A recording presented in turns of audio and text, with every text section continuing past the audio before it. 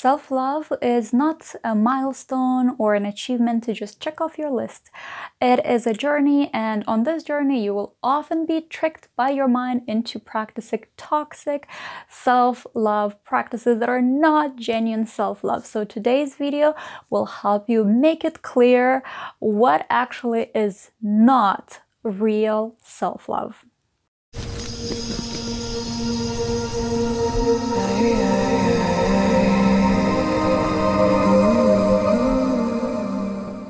Welcome back to Lyra Vega Universe, a YouTube sanctuary dedicated to the philosophy of self-love to help you expand your consciousness, create powerful change in your life, and align with your genuine frequency of self-love. I'm Lyra, and I have prepared for you 11 things that are not self-love. They're not self-love practices, but your mind is definitely tricking you into thinking that this is self-love. And it's not your fault if you are or have thought before that these practices are self-love. I have fallen in every single of these traps, and I still fall into it sometimes. I'm just conscious of it already.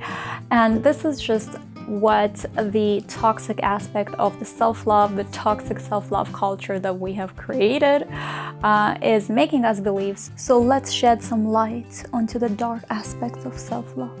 Number one, self-love is not concealing your emotions and your feelings to please someone, to not hurt someone, or to actually satisfy your ego that wants to just put a tough face. There's nothing good ever coming out of this. You end up just pleasing others and satisfying their needs instead of meeting yours, and you also become a slave of your mind if you're overengaged in the demands of your ego. Number two, indulging into activities that are not serving you in long term and hurting you, even maybe like in short term. It's just really just listening to that little child in your head that just wants, and there is no other option. Treating yourself to stuff is a part of this scenario, so be careful to not tell lies to yourself next time when you say, oh, let's just eat these 3 packs of ice cream because I love myself and I deserve this, or be like, oh, let's buy more stuff because I deserve to treat myself and this is self-love. This is not. This is a very toxic behavior that you have been conditioned to think that it's self-love, or your mind is tricking you to think that it's self-love. It's not. Number 3, pushing yourself to do the glamorous, wonderful self-love practices that everybody's talking about and recommending when it actually doesn't feel in alignment with you and doesn't feel right for you. Listen to yourself, to what your body needs. Social media often portrays a very unrealistic and very toxic standards of what self-love should like. It actually creates a lot of conditions for self-love, which is the opposite of the genuine self-love journey, which is all about unconditional love. So if you don't feel like taking that freaking bubble bath, I know that's my favorite example on this channel, that bubble bath with roses and gold dust, then don't take it. Just if you don't even feel like taking a shower, don't take it. Sleep if that's what you need. That's not gonna mean that you don't love yourself. You're listening to your needs, and that's self-love. So yeah, don't push yourself to do what looks like you should be doing on your self-love journey, but you don't feel like it. It doesn't align with you. It doesn't feel right. Number 4, and I'm sure you won't be surprised to hear this one. Self-love, genuine self-love, is not staying in relationships or settling in relationships that are not fulfilling your needs, that don't support your needs and your growth, whether it's physical, emotional needs, whatever it is. Don't settle for anything in life, because you are a very sufficient creature, human being, whatever you are, whoever you are. You don't need anyone and anything to love yourself, even though you don't feel like you love yourself, and that's okay. Don't force yourself. You still don't need anyone to feel content, to feel present, and to manifest and embody the best and most powerful version of who you are. So don't settle. Don't settle for anything that's not satisfying you just because it's comfortable.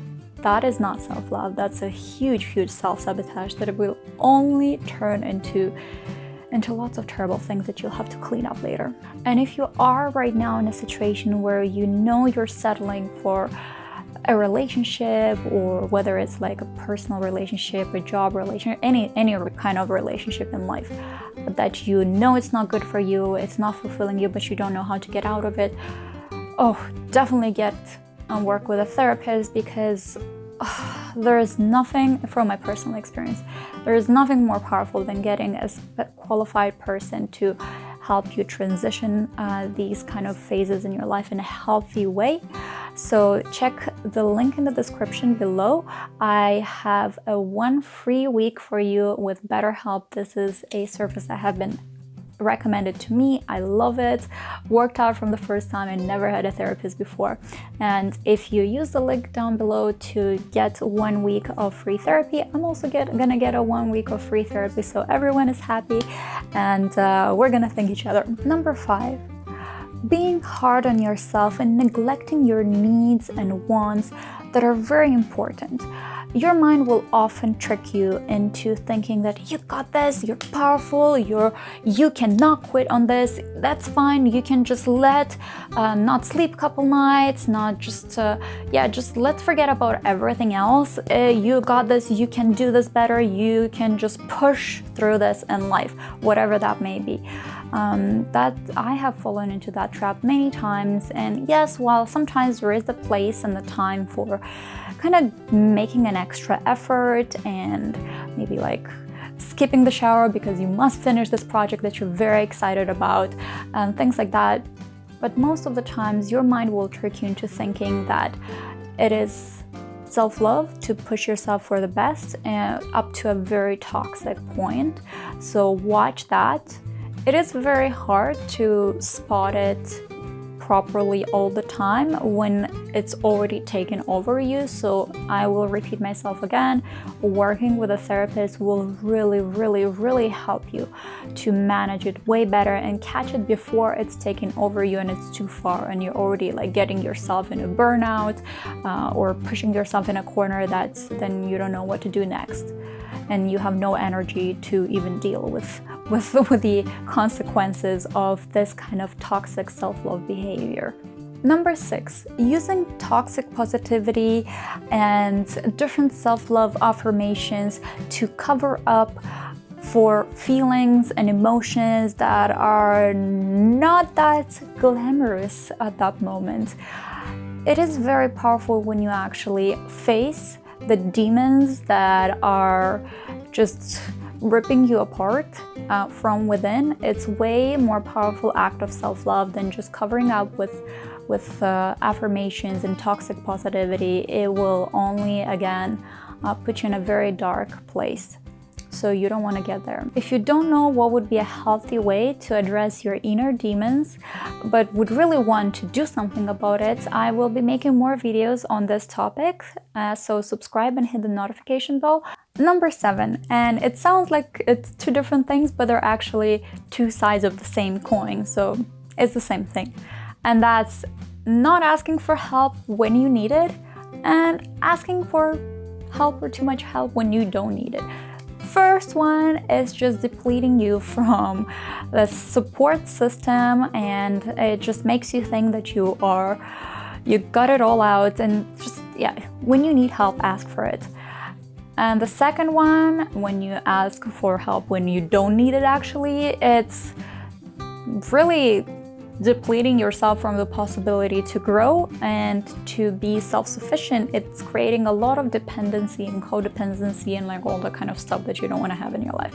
Yes, so make sure you know the sides of this toxic habit so you don't fall into this trap next time your mind is tricking you, because this is like the most common trap that we all fall into, and our mind is very good at tricking us into it. Number 8, which I'm always very guilty of, emotional eating. I know most of you probably have done it. And is there anything else to say? You may think, especially looking at all those posts on Instagram with like a table full of food, that self-love is treating yourself to lots of food when you like eating up your emotions with it. First of all, you're gonna feel physically terrible after eating all of that, and your emotions won't disappear. So there's way more healthy and powerful ways to deal with your emotions and heal them and shift them than overeating and eating them up. So make sure you don't practice this kind of delusional self-love practice, which is very toxic and it's not real. Number 9, which I'm sure you've done in your life at least once, or maybe you're doing it and not even realizing you're doing it, and that's hiding or ignoring the aspects of you, of your life that you don't like and don't want to see, rather than addressing it. Actually, it could be your body, it could be your bank account, it could be the relationships in your life, it could be the environment that you're in.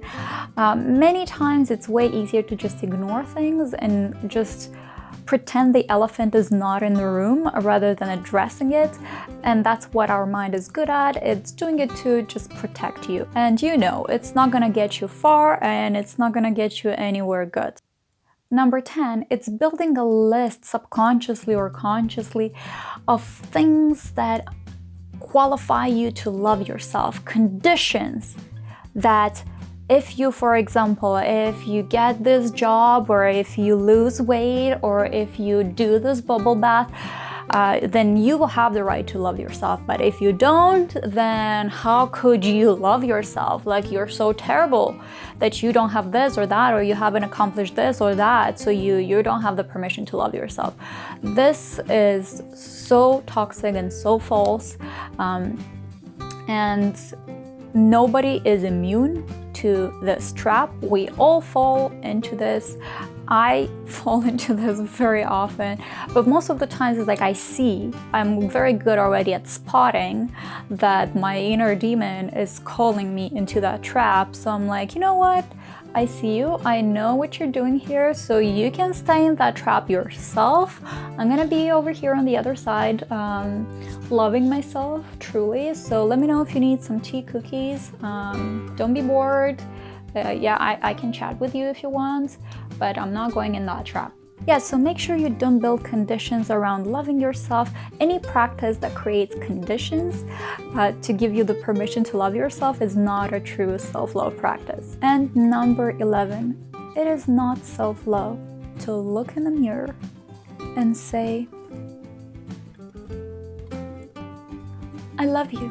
I love you. I love myself so much, when you actually don't mean it and you don't feel it, because you are just ruining trust with yourself, and you're just really like, it's like violating your boundaries, violating your needs, and pushing yourself to do something you're not feeling comfortable with. Instead of addressing the root of why you're not feeling that you love yourself, and looking at the aspects of yourself that you actually hate, which is totally fine to accept that you hate yourself. That's actually way more self-love, just sitting with the fact that you hate yourself and understanding what's going on and what aspect of you you hate, so you can address it and shift it and heal it, rather than forcing yourself to tell yourself I love you, to rewire your brain instead of just getting rid of the noise that's making you feel that you don't love yourself. Because at the core of who you are, you know how to love yourself. You do love yourself unconditionally. And if you don't feel that, that doesn't mean it's not there. It just means there's a lot of noise and a lot of layers that are stopping you from being in that state, from feeling that and connecting with that energy, that frequency. So don't force yourself to look in the mirror and say I love you when you don't feel that. Instead, just sit with what feels off, sit with that hate, sit with that rejection that you feel within yourself, and just observe it and accept it. And I promise your higher self is trying to shed off, so it can so the unconditional self-love can actually shine through. Again, this is a very delicate step. It's very hard to accomplish on your own, so I recommend you to get a powerful therapist to work with you and help you move through this stage. Well, now you're powerfully equipped to not fall into the traps of the toxic self-love practices, and make sure that you are only doing the things that are genuine self-love, so you can be more empowered, so you can really align with the most higher frequencies of your being and just embody the best version of yourself faster. So toxic self-love practices are slowing you down. Toxic self-love practices are something we're all guilty. Feeling guilty is actually also not self-love. So yeah, toxic self-love practices are something we are not immune to, but it's something we can navigate through, and acknowledge and shift and heal. And if you enjoy our chat about self-love, check out one of these videos for more powerful conversations on genuine self-love. Thank you for supporting this channel. Make sure you do subscribe and hit the notification bell to know when the next video comes, and I will see you in the next video. Bye bye.